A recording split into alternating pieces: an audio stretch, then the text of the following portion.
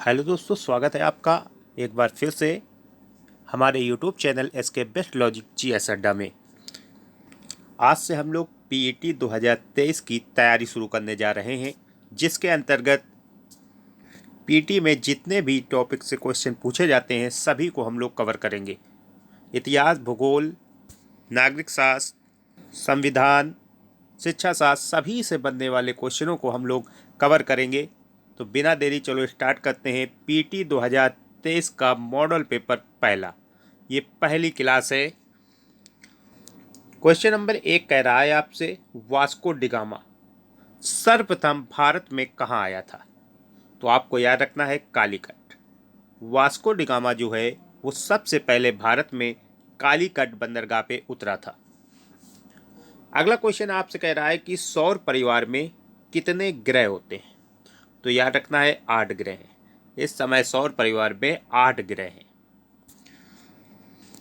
अगला क्वेश्चन आपसे कह रहा है कि नींबू और संतरे में कौन सा विटामिन पाया जाता है?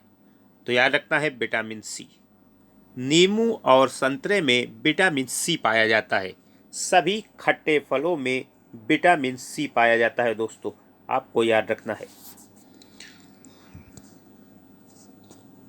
अगला क्वेश्चन आपसे कह रहा है कि बैसाखी त्योहार जो है वो किस धर्म के लोग मनाते हैं?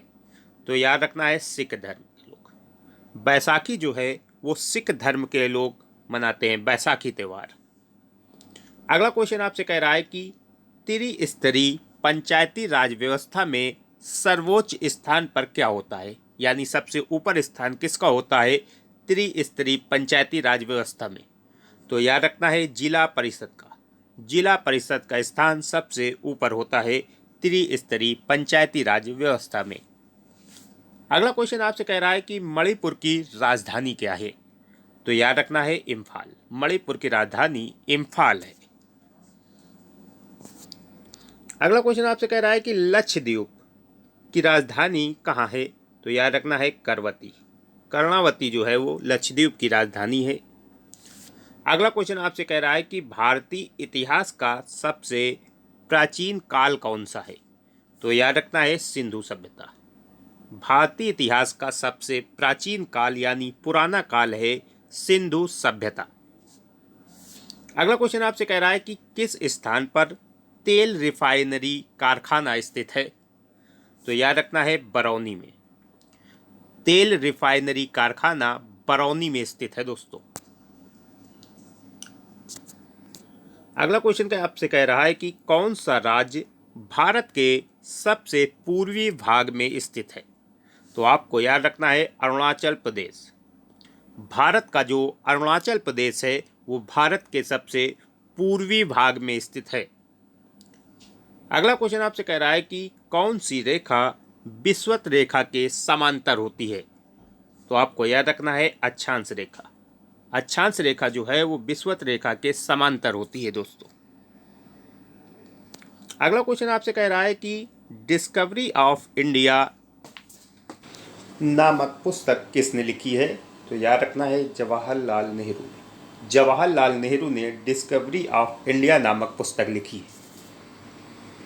अगला क्वेश्चन आपसे कह रहा है कि कौन सी नदी महाराष्ट्र के नासिक से निकलती है? तो याद रखना है गोदावरी। गोदावरी नदी जो है वो महाराष्ट्र के नासिक से निकलती है दोस्तों। अगला क्वेश्चन आपसे कह रहा है कौन सा देश नाथुला दर्रा के पार है, यानी नाथुला दर्रा के उस पार है? तो याद रखना है चीन। चीन देश जो है वो नाथुला दर्रा के पार है। अगला क्वेश्चन आपसे कह रहा है कि शहनामा किसकी कृति है? तो याद रखना है फिरदौसी की। शहनामा जो है वो फिरदौसी द्वारा लिखित पुस्तक है। अगला क्वेश्चन आपसे कह रहा है कि पुर्तगालियों की भारत में पहली फैक्ट्री कहाँ स्थापित हुई? तो याद रखना है कोचीन में। पुर्तगालियों ने भारत में अपनी पहली फैक्ट्री कोचीन में लगाई थी दोस्तों। अगला क्वेश्चन कह रहा है कि किस भारतीय राज्य में विशाखापट्टनम बंदरगाह स्थित है? तो याद रखना है विशाखापट्टनम बंदरगाह जो है वो आंध्र प्रदेश में स्थित है, आंध्र प्रदेश में। अगला क्वेश्चन आपसे कह रहा है कि पृथ्वी के नज़दीक वायुमंडल की सबसे निचली परत कौन सी है? तो याद रखना है क्षोभ मंडल। वायुमंडल की सबसे निचली परत का नाम है क्षोभ मंडल। अगला क्वेश्चन आपसे कह रहा है कि गोवा को पुर्तगालियों से कब आज़ाद करवाया गया? तो याद रखना है 1964 में। गोवा को पुर्तगालियों से 1964 में आज़ाद करवाया गया था। अगला क्वेश्चन आपसे कह रहा है कि ऋग्वेद की रचना किस काल में हुई थी? तो याद रखना है वैदिक काल में। ऋग्वेद की रचना वैदिक काल में हुई थी। अगला क्वेश्चन कह रहा है कि भारत की डीजल इंजन विनिर्माण इकाई जिसका नाम है डीजल लोकोमोटिव वर्क्स कहाँ स्थित है? तो याद रखना है वाराणसी में। डीजल लोकोमोटिव वर्क्स वाराणसी में स्थित है। अगला क्वेश्चन आपसे कह रहा है कि विश्व का सबसे बड़ा देश कौन सा है? तो याद रखना है रूस। क्षेत्रफल के हिसाब से सबसे बड़ा देश विश्व का रूस है। अगला क्वेश्चन कह रहा है कि भारतीय सेना में विजयंत किसका नाम है? तो याद रखना है एक टैंक का नाम है। भारतीय सेना में विजयंत जो है वो एक टैंक का नाम है। अगला क्वेश्चन कह रहा है कि जय जवान जय किसान का नारा किसने दिया? तो याद रखना है लाल बहादुर शास्त्री। जय जवान और जय किसान का नारा लाल बहादुर शास्त्री ने दिया था।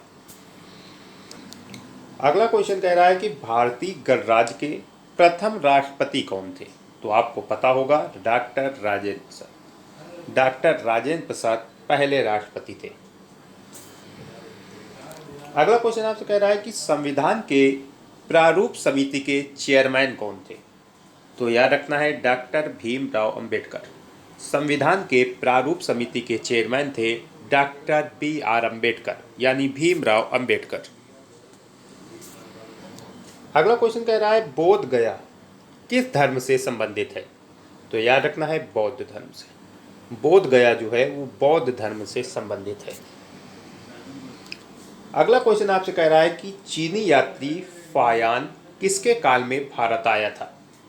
तो याद रखना है विक्रमादित्य के शासनकाल में। जिस समय चीनी यात्री फायान भारत आया था उस समय भारत में विक्रमादित्य का शासनकाल था। अगला क्वेश्चन आपसे कह रहा है कि भारत का सर्वाधिक शिक्षित राज्य कौन सा है? तो याद रखना है केरल। भारत का सबसे ज्यादा शिक्षित राज्य केरल है। अगला क्वेश्चन आपसे कह रहा है कि संस्कार कितने प्रकार के होते हैं?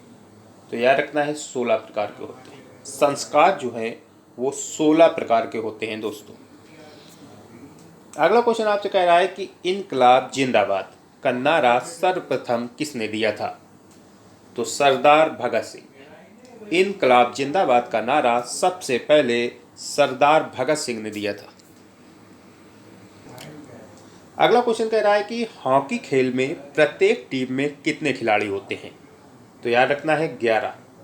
हॉकी खेल में प्रत्येक टीम में 11-11 खिलाड़ी होते हैं। अगला क्वेश्चन आपसे कह रहा है कि चाचा जी के नाम से कौन जाने जाते हैं? तो याद रखना है पंडित जवाहरलाल नेहरू को चाचा जी कहा जाता है। अगला क्वेश्चन आपसे कह रहा है कि पुर्तगालियों का भारत में पहला गवर्नर कौन था? तो याद रखना है अल्मीडा। पुर्तगालियों का भारत में पहला गवर्नर था अल्मीडा। अल्मीडा नाम था इसका। अगला क्वेश्चन आपसे कह रहा है कि भारत का सर्वोच्च पुरस्कार क्या है? तो याद रखना है भारत रत्न। भारत का सबसे सर्वोच्च पुरस्कार भारत रत्न है।